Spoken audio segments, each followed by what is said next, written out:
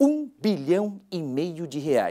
Esse é o tamanho do rombo nas contas do governo do estado. Agora, o desafio é tentar diminuir esse déficit. Desde o começo do ano, uma série de mudanças já foram tomadas para arrecadar mais e diminuir as despesas. Uma das medidas foi a extinção de 15 agências regionais. A economia esperada é de 45 a 50 milhões de reais por ano. Mas só um novo estudo da Secretaria de Estado da Fazenda, que será feito em agosto, vai dar detalhes dos valores. Fez uma redução de contratos, fez redução de aluguéis, fez redução de cargos comissionados, conteve a folha de pagamento até um certo nível. A expectativa para 2019 não é das melhores. O déficit deve ser maior do que o deste ano. Quase 3 bilhões de reais, nós estamos elaborando a proposta orçamentária que vai para a Assembleia, mas nós ainda faltam 3 bilhões de reais para fechar a conta do orçamento do ano que vem. Até o fim do ano, a meta do governo do estado é enxugar o que pode. Para esse segundo semestre, a Secretaria da Fazenda vai continuar a redução de gratificações de servidores, não vai contratar mais novos profissionais e ainda vai tirar professores que hoje estão na área administrativa para colocá-los em salas de aula. A indústria também será afetada. O governo mantém a promessa de não aumentar tributos, mas já está cortando incentivos fiscais. O governo, nós temos discutido pontualmente com ele algumas reduções de benefícios, ou seja, substituições tributárias, mas o mais importante disso é que não se perca a competitividade da indústria catarinense. Por ser um ano eleitoral e com a greve dos caminhoneiros, o prejuízo para a economia catarinense está sendo ainda maior. Mas, mesmo assim, Santa Catarina tem se destacado em comparação com outros estados. Esse ano, nos 4 primeiros meses, continua um comportamento positivo. Nós crescemos 3,2%, contra o crescimento de 1,5% a nível nacional. Então, o nosso estado sempre tem se comportado positivamente em relação, ou seja, sempre acima da média brasileira quando a economia cresce, e quando cai menos que a média nacional.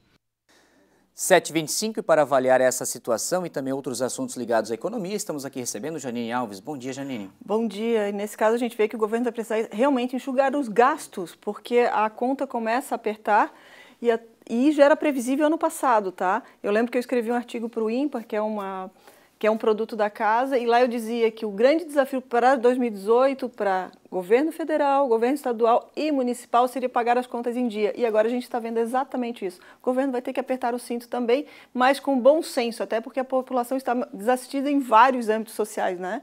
Saúde, educação, e isso precisa melhorar também. Janine, por falar em deixar as contas em dias, o número de consumidores inadimplentes é o maior que nós temos desde 2016. Exatamente, o cinto tem que ser apertado em casa. Acho que a gente tem que fazer uma lição conjunta, tem que aprender de uma maneira coletiva. O governo precisa fazer as contas e os ajustes e, com muito critério, escolher no que vai gastar o dinheiro. Já em casa, para quem está inadimplente e é devedor de fato, além de apertar os cintos, todos os gastos eles têm que ser muito bem pensados. Só o que é prioritário deve prevalecer nesse momento. E, segundo passo, priorizando os gastos básicos, vá direto ao local onde tem a dívida para poder negociar diretamente, não deixa para depois. Tente parcelar com o lojista, com o banco, antes que vire uma bola de neve. Então, negociação da dívida e procure também juros mais baratos, se for o caso. Às vezes a venda de um bem é uma alternativa, mas principalmente não deixe para amanhã o que pode ser feito hoje, porque amanhã pode ser, essa bola de neve acaba crescendo muito e pode ser tarde demais até, e vai demorar ainda muito mais tempo para ajustar as contas de casa. Janine, ainda falando da questão de contas e ajustes, observando um pouco os nossos vizinhos, a Argentina, a situação que vive o país, novamente com essa terceira paralisação desde esse novo governo que assumiu. Se a gente olhar o contexto, né, nessa demanda, Estado de Santa Catarina com dificuldades, o consumidor em dificuldades e a Argentina, a gente precisa olhar para fora também para ver o que está acontecendo na América Latina. Dos 32 países que integram a América Latina, um apenas não apresentou o déficit fiscal, ou seja, é uma situação que está acontecendo também nos nossos vizinhos. Disso a gente tem que aprender o seguinte: a gente não pode chegar à gravidade do quadro argentino, por exemplo, porque lá na Argentina a inflação disparou, a inflação vai dar cerca de 30%, eles calculam entre 25% e 30% ao ano, taxa de juros em torno de 40%, é o único benefício que ainda a economia brasileira guarda, porque a nossa taxa de juros continua em 6,5%, que é muito baixa. A gente sabe que a taxa dos bancos também continua caindo, mas ainda é um absurdo para o mercado.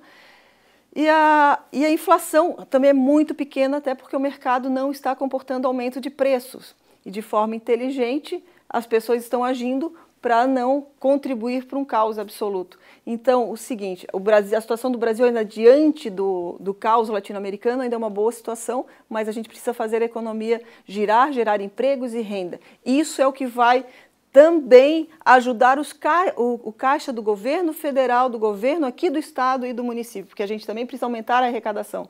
E geralmente nesses momentos de crise, o que o governo faz, e o que está acontecendo na Argentina também, o governo entra pesado, acaba aumentando impostos e dificultando a retomada do crescimento, porque assim ele desvia o dinheiro do consumo para o caixa próprio.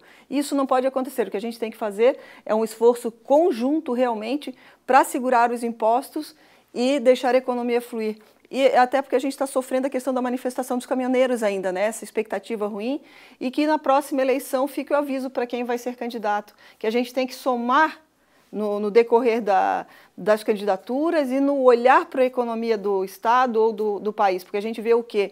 É uma disputa entre os candidatos e quando chegam ao governo, existe a disputa para saber quem vai vencer cada votação. Não é o que é bom para o país que é feito, e sim o que é bom para o partido político. Isso é um erro gravíssimo que acontece aqui no Brasil e em muitos países que se dizem politizados, né? Porque a oposição ela tem que ser política e não contra a ação que vem de encontro ao benefício do povo, em benefício do país e que ajuda no crescimento econômico.